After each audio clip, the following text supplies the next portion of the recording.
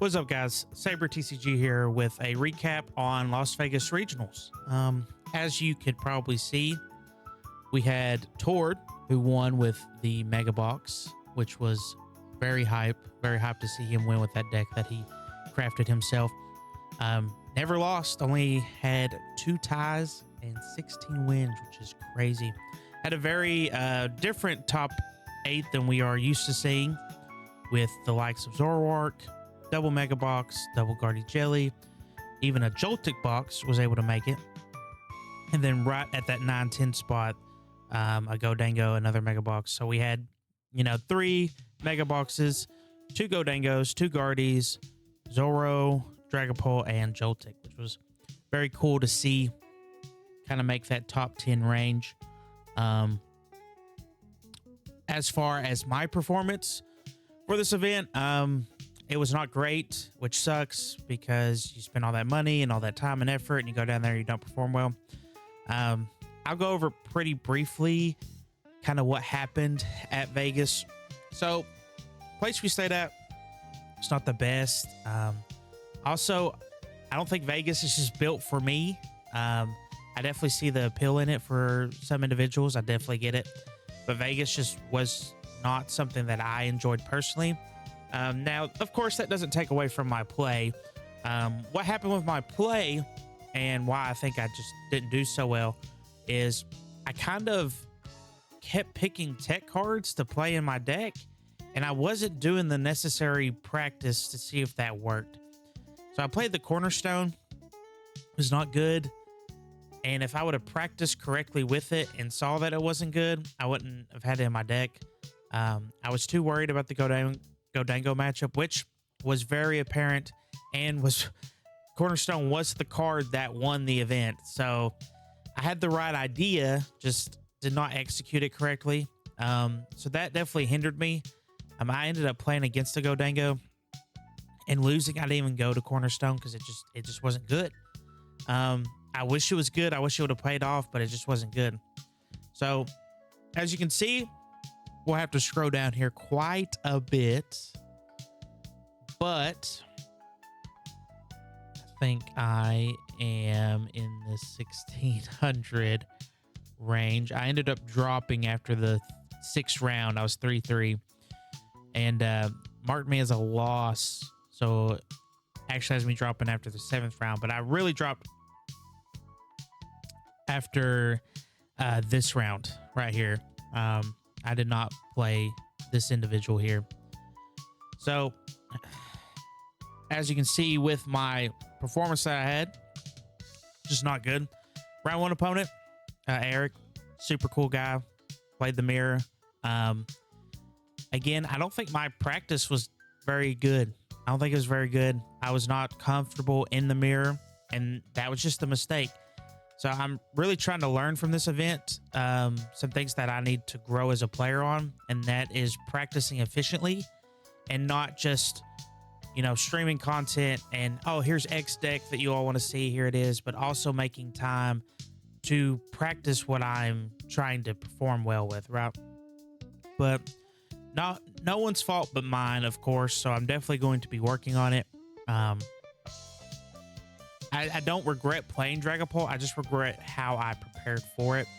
And it was pretty keen after this first round. I was like, man, I'm just not ready. And yes, I did play Dragapult in Pittsburgh, but even then, I still wasn't feeling too well about the mirror. So that's a matchup I should have just visited more and prepared for more. We went, he won the dice roll, game 1. He just kind of outpaced me. That happens. Game 2, I go second. I didn't have a great start to my going second. And he kind of just done Dragapult stuff. And I set up a point that I could have won the next turn unless he had Hawlucha Boss.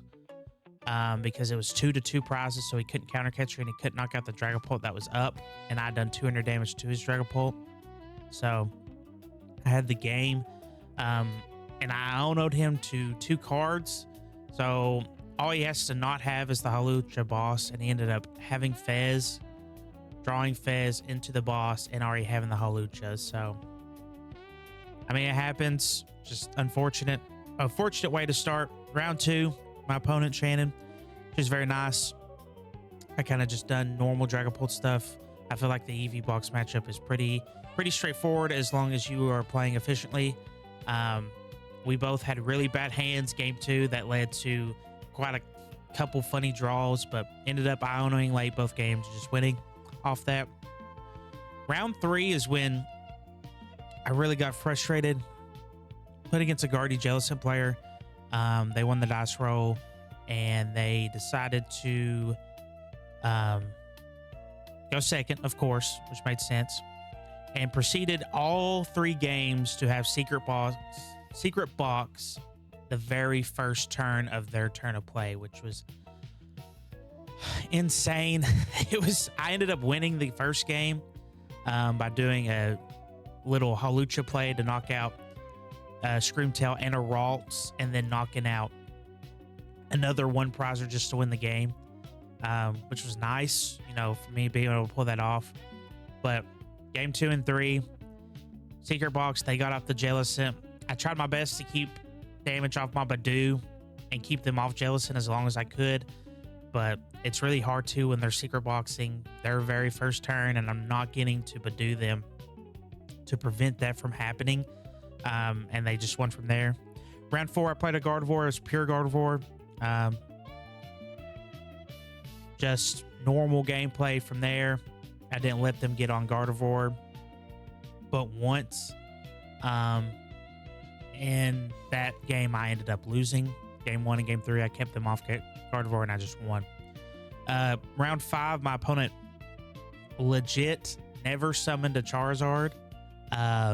Having awful hands, just having an awful time. You could tell he was very frustrated, so I definitely relate to that.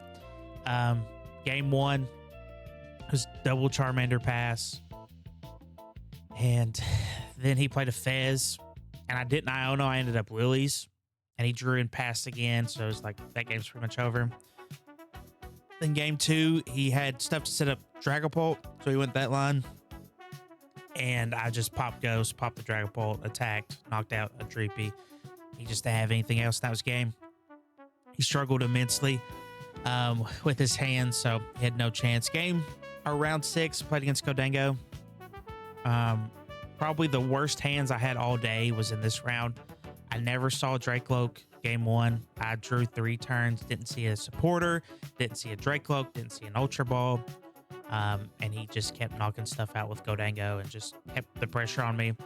And then game 2, I ended up kind of clawing my way back. He's playing very conservative with his board. I'm assuming because he didn't want me to do like a 4-prize turn. But I had to Fez in that game to get a Dragapult online, and I ended up getting a Dragapult online and knocking out a Gholdengo and putting a bunch of damage on the board, and was in a pretty decent spot. But all he had to do was take 2 prizes to win, and he ended up prime catching Fez after an Iono. So, you draw enough for that deck and you play Arven. So I'm expecting that if you've not used your prime catcher by then, you're going to have it. So there's nothing I can do about that. It's a tough matchup if you don't get the cards you need. And then, like I said, the round 7, I don't know. I thought I put drop. I guess I didn't. And I did not play that opponent. But again, I'm not blaming RNG prizing or anything. I think this was definitely my preparation for this event is my wrongdoing. I really think if I would have played the mirror more, I would have done a lot better in my round 1. Round 3, unfortunately, there was nothing I could have done. And then round 6, I feel like if I wasn't playing some of my tech cards, I probably wouldn't have bricked as hard, which would have been nice. It would have been very nice to had a better chance in that round 6.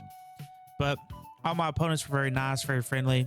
Had no bad issues at the event. I heard that some people had some issues at the event, which sucks. I think the venue was great. Had no problems with the venue. We started late. I really think the tournament organizers need to get it together.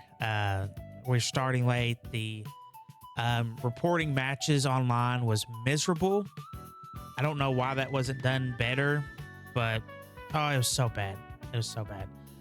We eventually went to paper copies around round 4, um, which made it so much easier to report, get through the day. We were setting up to finish the day around 9 or 10, and that was just ridiculous. We've been there. We had to get there 6:30 to 7:30, and we got there at 6:50. My group did. So to be there for 14 hours for 9 rounds is insane. We were lining up to be that, but thankfully we went to paper and it got a lot better. But unfortunately, I don't think I'm going to be able to go to Seattle or Toronto. One, I don't think I can get a passport set up before Toronto. I've actually had a lot of problems with my ID at the airport, which sucked. They gave me a lot of flack. I had to be stopped and checked. I had to do additional screening, leaving Knoxville and then coming back from Las Vegas. It was like an hour process for both. So I don't even want to risk going to Toronto because I don't have my real ID yet. It's still going to be in the mail. And then I can't apply for the passport until I have my real ID. And so it's like I have a month to get that done. And I just, with how the government shutdown was affecting TSA and stuff, I'm not going to be flying to Toronto. And then Seattle, I just won't be able to at the time that Seattle's going on. That's around my kid's birthday. I have a lot of different events going on around that time, so I don't want to go then. But Houston is definitely on the table as long as we get some stuff worked up for that.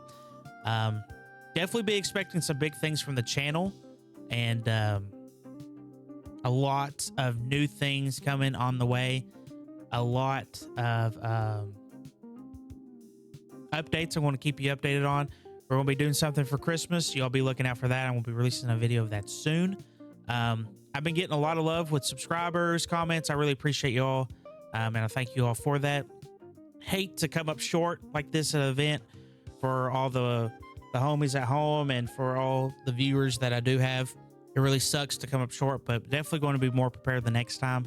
Got some cups I'm going to be going to be streaming some events at some challenges that are local, so be on the lookout for that. And to have a team update for you all.